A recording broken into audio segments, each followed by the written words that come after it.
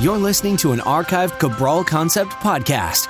After listening to this show, check out the most up-to-date podcasts available at stephencabral.com/podcasts or search directly on iTunes. And now, welcome to the Cabral Concept, where board-certified naturopath and integrative health practitioner Dr. Stephen Cabral shares how he was diagnosed at the age of 17 with a life-altering illness and given no hope for recovery. It was only after studying and traveling all over the world did he discover how to combine ancient Ayurvedic healing practices with state-of-the-art naturopathic and functional medicine to fully rebalance the body and re-energize it with life. It's time to discover how to get well, lose weight, and finally feel alive again. And now, here's your host, Dr. Stephen Cabral. And we are finishing up our week in style with a lot of great questions coming in throughout the week.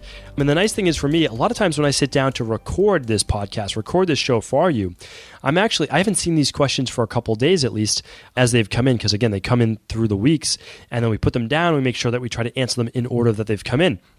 So we've got some great ones today. I'm just looking over them now and I'm excited to get started. So let's see what they are and let's get right into it today.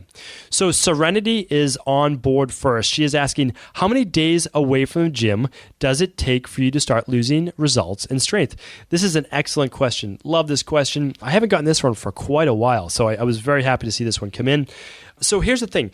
There are a few studies that show that after about 10 to 14 days, the muscles will start to atrophy a little. That just means that the muscles can get a little bit stronger, nervous system can get a little bit weaker in that specific exercise, because those neuromuscular, which just means your nervous system telling your muscles what to do, hasn't been used in a little while. Meaning and this should actually seem like pretty common sense, because think of it this way. When you're studying a language, most of us have taken a language maybe in 7th grade, 8th grade, high school, but then we stopped in college because that wasn't our major specifically. Now, you probably could speak it or at least understand it pretty well while you were in it every single day and every single week. But 10 years later, 20 years later, how much of that language do you remember? That muscle in your brain has not gotten used in the same way. Now, it would come back once you start to study the language again. That's the same way with exercise as well. So the important thing is that it's no problem, I tell people, if you're taking a week off from your exercise, like you're going on vacation and you're like, you know what, I just want to be active. I want to get out there. Maybe I'll do some stand-up paddleboarding. Maybe I'll go for a jog or a walk or a bike. There's no issues with that. It's how often are you doing that? But 3 times a year taking a week off, that's just part of a nice periodization-based model. Essentially every 12 weeks to 16 weeks, you can take a week off. It doesn't mean just sit around the house, but it means that maybe you're resting your body from a week at the gym. And again, most people don't need to plan this because they're naturally taking a vacation or they're away from work and they miss 3 or 4 days in a row, and that can be their period off. So about 10 to 14 days is what I've seen from most of the research. Typically not less than that. Like a week, there's never any issues. And again, we've completed over 200,000 client sessions. I have so much data on this and my own personal sessions and clients as well. I don't know how many sessions I've completed now, but it's well over 20 or 30,000 client sessions myself. And how I look at it is this, is I see people every week and I see how long they've taken off and if they're losing strength. Really, it's just, again, it's over that 2-week mark that there might be a little movement backwards, but I've seen people lose more strength just from recovering from an illness, and that just takes the body a little bit of time to get that energy and that strength back. So don't worry too much about that in terms of the strength, in terms of losing the results from that. In terms of body transformation, that's a different story, because if you're typically burning 500 calories a day per your workout, that's 3,500 calories a week, and also that workout might be stimulating your metabolism if you're doing resistance-based interval training or interval training in general. So that's extra additional calories. Plus, you want to make sure that your eating doesn't change. So your weight could actually go up 1 to 2 pounds in the week, even if you keep your nutrition the same, because of that metabolic boost. It's no longer there. All right. Serenity, hopefully that answered your question. It was an excellent one. All right. Jake F. is up next. Jake is asking, you spoke about Alzheimer's last week. Is there one test you could recommend to see if I'm susceptible? What would that be?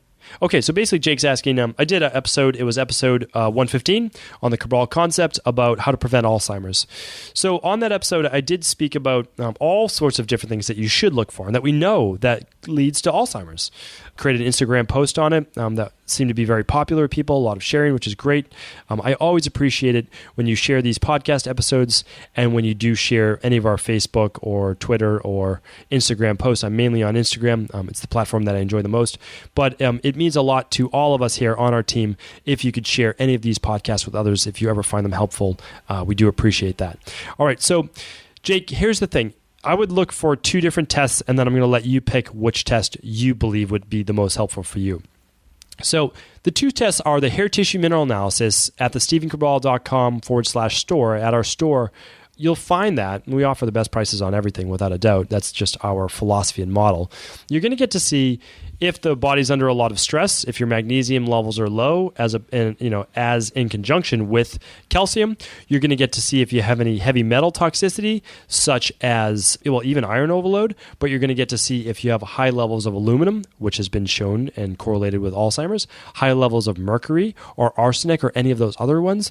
So that's a great test to run to look at in terms of your overall function of your body, as well as looking at heavy metals. Okay.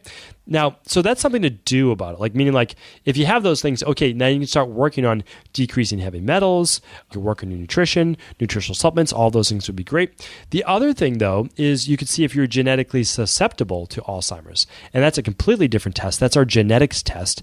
If you look under the wellness or anti-aging at the store, you'll see a genetic-based test for the genome and DNA. And that will actually let you know if you have the allele, so the ApoE genotype. It's a specific, off chromosome 19, it's a specific allele. And those with a 4, either a 3-4 or 4-4, or maybe even a 2-4, which is very rare, are more prone to Alzheimer's. And that's okay. If you have that, it really is okay. It doesn't mean you're necessarily going to get it. It really doesn't. It absolutely does not.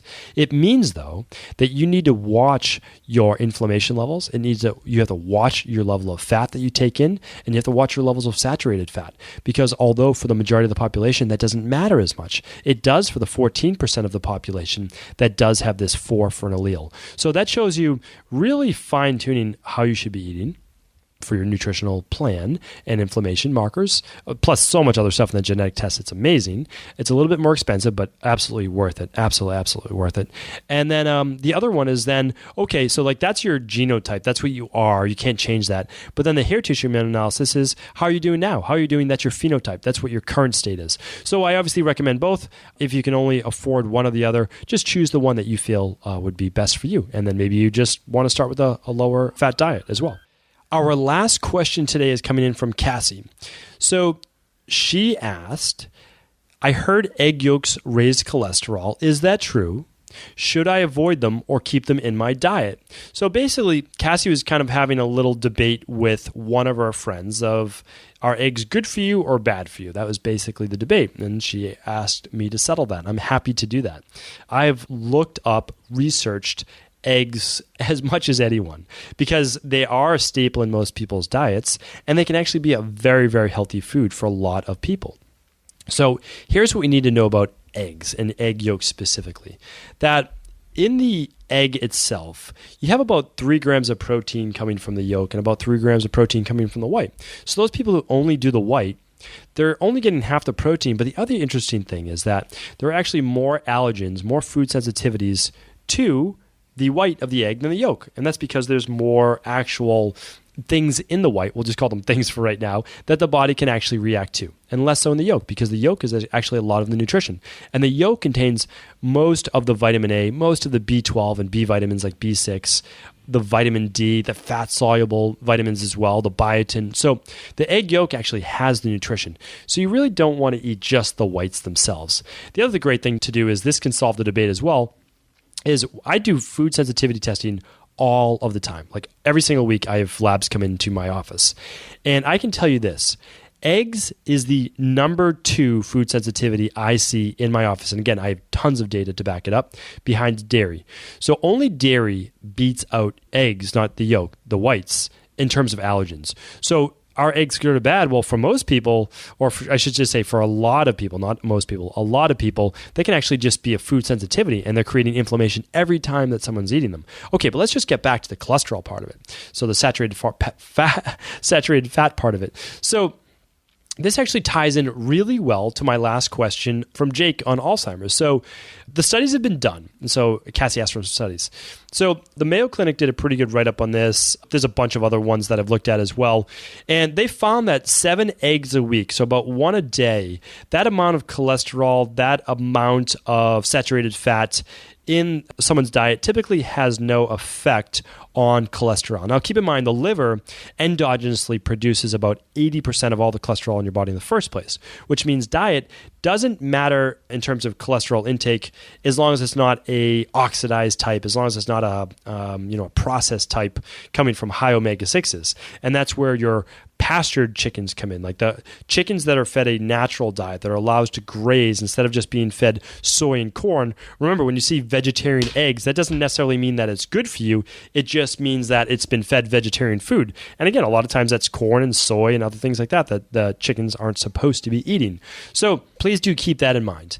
And again, I've seen in my practice over the years, not a lot of issues with cholesterol unless someone's susceptible to it. Okay, so meaning this, most people need to cut out the processed carbohydrates in their diet to lower cholesterol. However, about 14%, which I just mentioned in my last question to Jake, those types of people do a very poor job at eliminating fat in general from their bloodstream, and especially saturated fats. Saturated fats are harder to break down. They are harder to basically sever and emulsify those strands with the carbon and hydrogen molecules. So for those people, eggs can actually significantly raise their cholesterol, and they can raise their LDL levels, which we consider the so-called bad cholesterol. So it's a hard one to say, is it true, or can I keep them in my diet?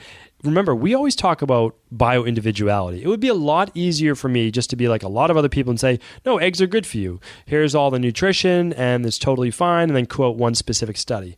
But I don't. I look at all the research. I'm not on anyone's side. I don't take sides. I take the patient's side, or I take the wellness client's side. I take whoever side it is that I'm trying to help out in that instance. And so what I would say is, for the majority of people, eating 6 or 7 eggs, maybe every other day, 2 eggs or so, is not going to be a problem. It's not going to be any issue.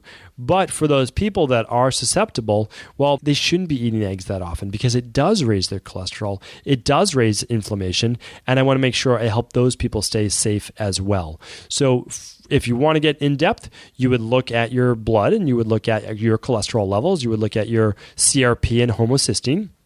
I read these labs all the time. And you would say, okay, do I have really elevated levels? Well, at least for a period of time, you might want to lower. Or if you're eating a lot of processed carbohydrates, of course, just take those out first. That should absolutely be done. Or you could do that genetic-based test that I spoke about, and you can actually see which allele you are. And if you're a 4, a 2-4, 3-4, or 4-4, you will want to most likely remove eggs and a lot of that saturated fat from your diet. And you can do that, and you can actually see the numbers. And again, I just track numbers. I just track data. And I can tell you, the people who remove them from their diet, they're finally able to lower their cholesterol for the first time, and they're able to balance out inflammation. So, Cassi, I know that probably wasn't the answer you were looking for, but I would say this: eggs can be a really nutritious food for you. You have to decide if they're just right for your body. Run a food sensitivity test, and then if you choose to, run a genetic-based test, and then you'll know for sure, is it good for you or is it not? Thank you again, everyone, for tuning in to another great week of the Cabral Concept. I appreciate each and every one of you listening. I want to sincerely thank you for your support of this podcast. I couldn't do it without you, and I mean that. I truly do. I also want to make sure you knew that we now have multiple ways for you to find your answers to the most difficult health, wellness, weight loss, and anti-aging questions. You can find podcast-specific topics like thyroid, adrenal, hormones, sleep, digestion, Ayurveda, and many more at stevencabral.com/podcasts that will then link you to your favorite Apple, Spotify, and other podcast players. Plus, all new podcasts and weekly exclusive video content is being added to our YouTube channel at youtube.com/Stephen Cabral. And that's Stephen with a PH. Head on over and subscribe so that you don't miss any of the exclusive content. Lastly, if you've ever found any of my podcasts or books to be helpful, I would really appreciate it if you could leave a review on iTunes or your favorite media player for the podcast. Rating and subscribing to the YouTube and podcast allow me to reach more and more people and help spread my mission of healing throughout the world. Thank you again for being a part of this movement.